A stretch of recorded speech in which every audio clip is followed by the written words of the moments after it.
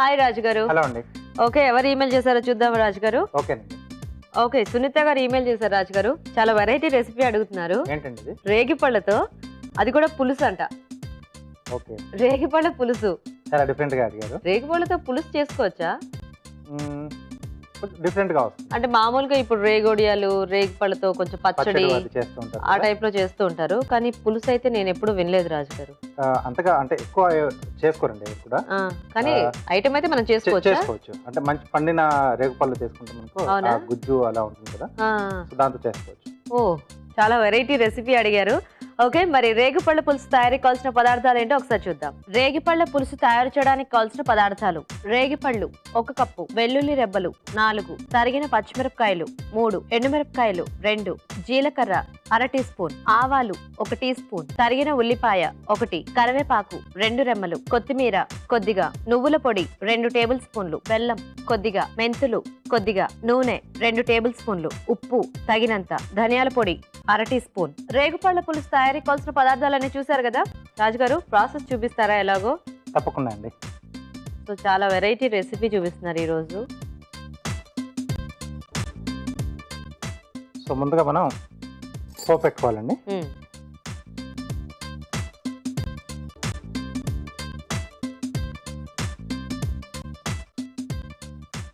So ఇక్కడ పండిన రేగుపళ్ళు తీసుకున్నాం.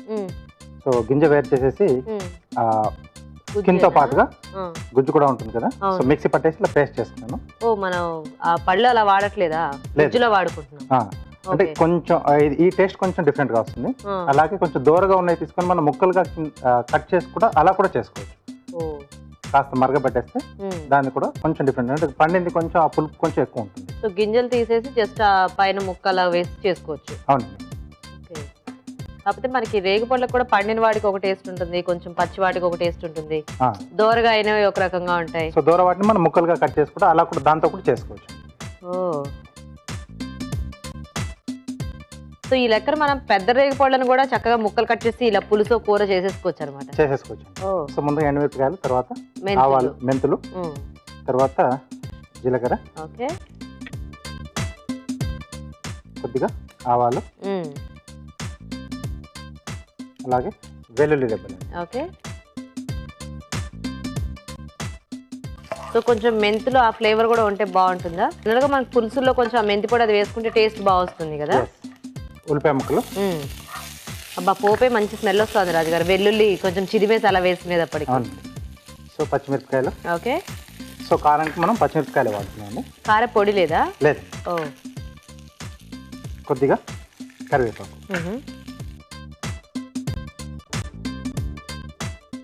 సో పచ్చిమిరపకాయలు ఘాటు సరిపోతుందా రాజుగారు? సరిపోతుందండి. ఓకే, సో ఇప్పుడు దీంట్లో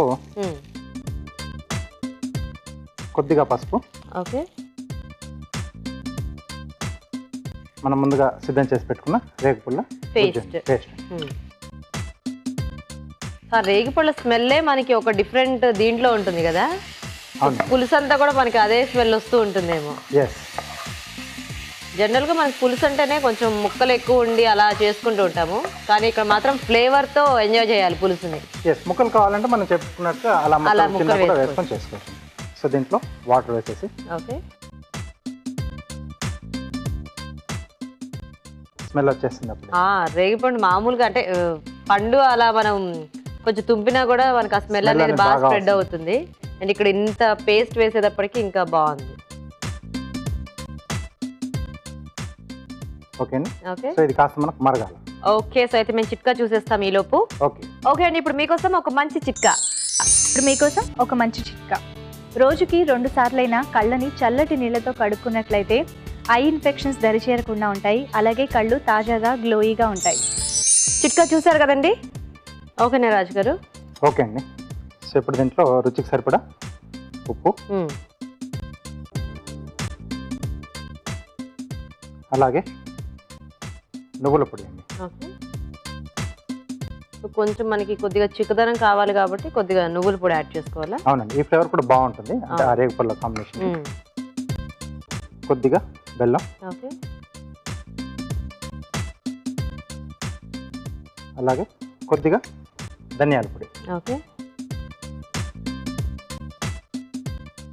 లేదా ఆ పోపుతో పాటుగా మనం ధనియాలు వేసుకున్నా సరిపోతుంది. సరిపోతుందా? ఓకే.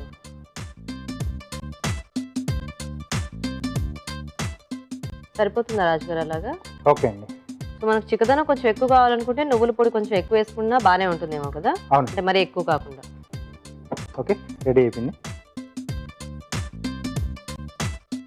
కానీ స్మెల్ మాత్రం అంటే కొంచెం ఇప్పుడు ఆ రేగిపళ్ళ ఫ్లేవర్ కాస్త తగ్గి నువ్వుల పొడి ఇవన్నీ కూడా యాడ్ చేసేటప్పటికి కొంచెం నార్మల్గా వస్తుంది. నార్మల్గా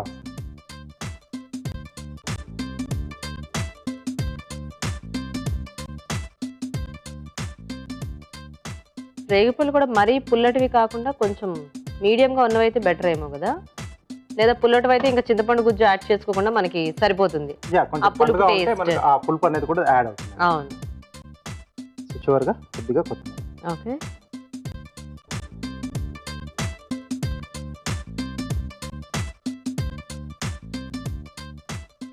ఓకే ఓకే, రేగిపళ్ళ పులుసు రెడీ. Variety recipe. వేడివేడిగా రేగిపళ్ళ పులుసు రెడీ అయిపోయిందండి. మరి టేస్ట్ చేసే ముందు ఈ పులుసు తయారీ విధానం ఇంకోసారి చూద్దాం.